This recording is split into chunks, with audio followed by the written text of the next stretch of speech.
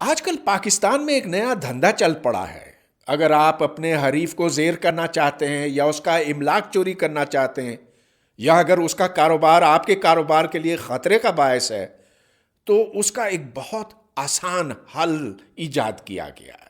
آپ اس کے اوپر انگلی اٹھائیں، کہیں کہ یہ گستاخ رسول ہے، اور پھر منٹوں کے اندر وہاں ایک ہجوم جمع ہو جائے گا جو ثبوت نہیں مانگے گا لیکن اس کو چیڑ پھاڑ کے وہیں پر ختم کر ڈالے گا۔ ایسی ان گنت مثالیں ہمارے سامنے ہیں، لیکن ایک حال کی مثال بہت زیادہ دردناک ہے۔ وہ مثال مشعل خان کی ہے، جو ایک 23 سالہ نوجوان تھا۔ عبدالولی خان یونیورسٹی مردان کا ایک طالب علم تھا، جہاں وہ جرنلزم کے ڈپارٹمنٹ میں پڑھتا تھا۔ وہ یونیورسٹی میں بے حد مقبول تھا، اس لیے کہ جو دوسرے سٹوڈنٹس تھے وہ ان کے پاس آتے تھے، ان کے مسائل طرح طرح کے ہوتے تھے۔ کسی کے اوپر کسی ٹیچر نے زیادتی کی تھی یا انتظامیہ نے زیادہ فیس وصول کی تھی، کسی وجہ سے وہ پریشانی میں مبتلا تھے۔ تو مشعل خان ان کی بات ایڈمنسٹریشن تک پہنچاتا تھا اور انہیں اکثر اوقات جو وہ چاہتے تھے دلواتا تھا۔ جیسے جیسے اس کی آشنائی اس یونیورسٹی کی انتظامیہ سے بڑھتی گئی، ویسے ویسے اس کو اندازہ ہوا کہ یہاں پر بدعنوانیوں کی کوئی حد ہی نہیں، اور جیسے جیسے وہ یہ جانتا گیا ویسے ویسے وہ انتظامیہ اس سے خوفزدہ ہوتی گئی، یہاں تک کہ انتظامیہ نے ایک منصوبہ بنایا کہ اسے قتل کیا جائے اور اس کی لاش دریا میں بہا دی جائے۔ پچھلے دنوں میں ان کے والد اقبال لالہ صاحب سے ملنے کے لیے گیا تھا سوابی، جہاں مجھے بہت سی ایسی باتیں پتہ چلیں جو اب تک ہمارے میڈیا میں، پریس میں پہنچی نہیں ہیں اور شاید پہنچیں بھی نہ۔ مشعل خان نے یہ جان لیا تھا کہ اس کرپشن کے تانے بانے نیچے سے اوپر تک جاتے ہیں، اور اس نے پھر جب اس کا انکشاف کرنے لگا تو اس سے ایک کوہرام برپا ہوا۔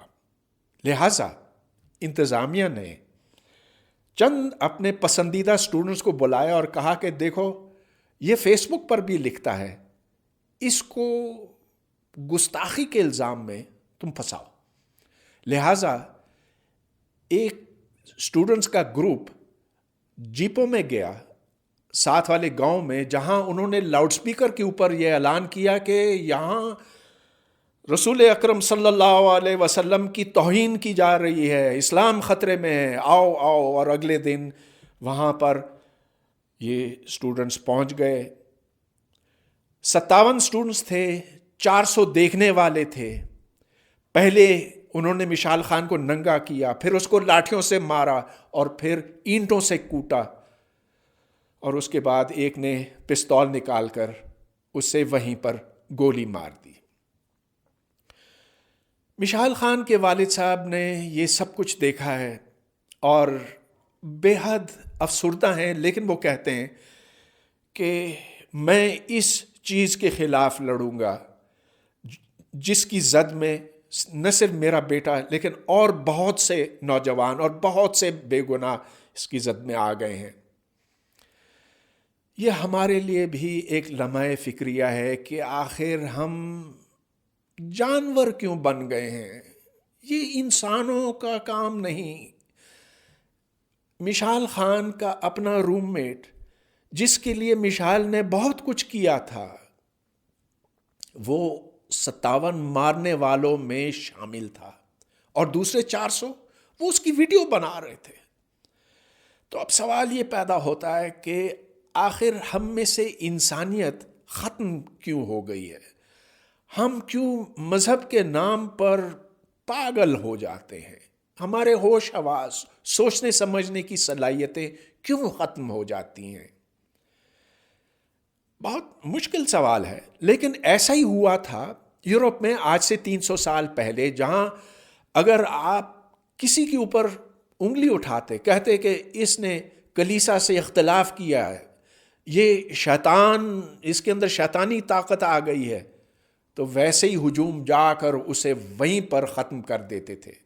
وہ بھی پاگل تھے جیسا کہ ہم ہیں، مگر ادھر کے لوگوں نے جنگ لڑی، وہ جنگ جو عقل و خرد کی تھی، وہ جنگ جو کہتی تھی کہ ہم کوئی بھی چیز کرنے سے پہلے ثبوت مانگیں گے، دلیل مانگیں گے، اس کے بعد ہم فیصلہ کریں گے آیا کہ یہ بات درست ہے کہ غلط ہے۔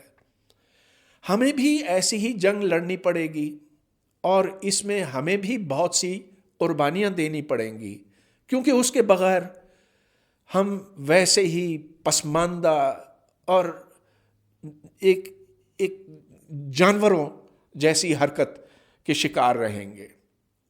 تو میرے دوستو، حوصلہ نہ ہاریں، یہ ایک تاریخی حقیقت ہے، تاریخ کا دھارا ہمارے ساتھ ہے، ہم جیتیں گے، لازم ہے کہ ہم جیتیں گے۔ خدا حافظ۔